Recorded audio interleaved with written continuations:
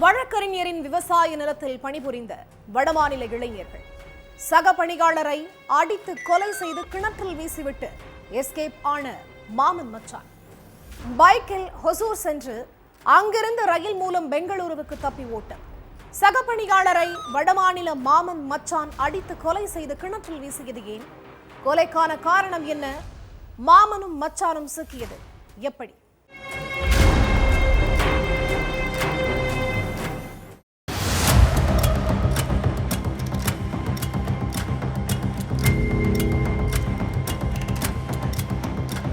தினமும் ஃபோன் பண்ற மகன் அஷ்கர் பாஷா கிட்ட இருந்து ஃபோனும் வரல, ஃபோன் பண்ணனா கூட ஸ்விட்ச் ஆஃப்னு வந்திருக்கு.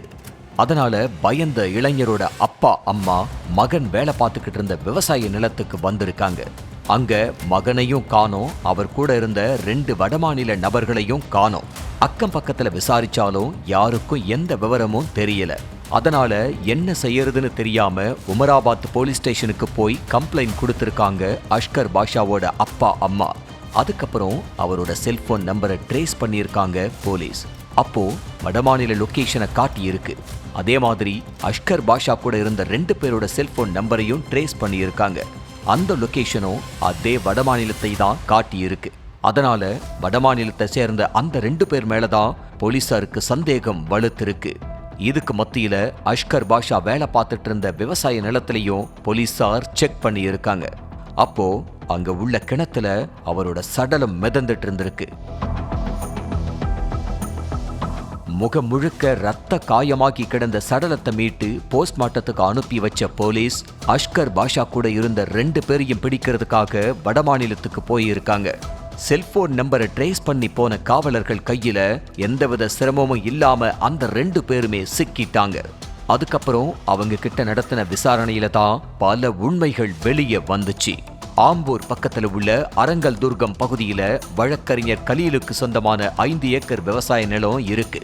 இதுல ஆடு மாடு கோழி பண்ணையும் வச்சிருக்காரு கலீல். இந்த பண்ணையில தான் திருப்பத்தூரை சேர்ந்த அஷ்கர் பாஷா வேலை பார்த்துட்டு இருந்திருக்காரு. திருமணமாகி மனைவியை பிரிஞ்சு 4 வருஷமா தனியா வாழ்ந்துட்டு இருந்த இவரால தனி ஆளா விவசாய வேலைகளையும் பண்ணை வேலைகளையும் சமாளிக்க முடியல. அதனால உத்தரப்பிரதேசத்துல உள்ள 25 வயசான இளைஞர் அனில்குமாரையும் அவரோட மச்சானான 14 வயசு சிறுவனையும் வேலைக்காக அழைச்சிட்டு வந்திருக்காரு. வேலைக்கு அழைச்சிட்டு வரும்போது பேசினதை விட குறைவான சம்பளத்தையே 2 பேருக்கும் அஷ்கர் பாஷா கொடுத்ததா தெரியுது. பேசின சம்பளத்தை கொடுங்க, இல்லனா எங்க ஊருக்கே திரும்பி போயிடுறோம்னு நிறைய முறை கேட்டு பார்த்திருக்காரு அனில்குமார். ஆனா அத அஷ்கர் பாஷா காது கொடுத்து கேட்காததோட தினமும் மது குடிச்சிட்டு 2 பேரையும் தரக்குறைவா பேசினதாவும் சொல்லப்படுது. அப்படித்தான் சம்பவத்தன்னைக்கும் 2 பேரையும் தகாத வார்த்தைகளால பேசின அஷ்கர் பாஷா சாப்பாட்டை எட்டி உதைச்சி அனில்குமார் மேல வீசினதா தெரியுது. அதனால டென்ஷனான அனில்குமாரும் சிறுவனும் கையில கிடைச்ச பொருளை வச்சு அஷ்கர் பாஷாவை கடுமையா தாக்கி கழுத்தை நெரிச்சு கொலை செஞ்சிருக்காங்க.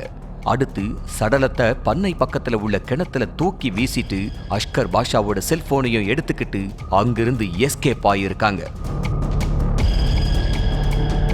அஷ்கர் பாஷாவோட பைக்கிலேயே ஹொசூருக்கு போன மாமனும் மச்சானும் அங்கிருந்து ரயில் மூலமா பெங்களூருக்கு போய் சொந்த ஊருக்கு ஓடி இருக்காங்க. அஷ்கர் பாஷாவோட செல்போன் லொகேஷனும் அனில்குமாரோட செல்போன் லொகேஷனும் ஒரே இடத்தையே காட்டினதுனால கொலையாளிகளை ஈஸியா பிடிச்சிருக்காங்க போலீசார். கொலை நடந்த 1 வாரத்துக்குள்ளேயே கொத்தா சிக்கின மாமன் சிறையில கம்பி எண்ணிக்கிட்டு இருக்காரு. 14 வயசான சிறுவன் சிறுவர் சீர்திருத்த பள்ளியில இருக்கான்.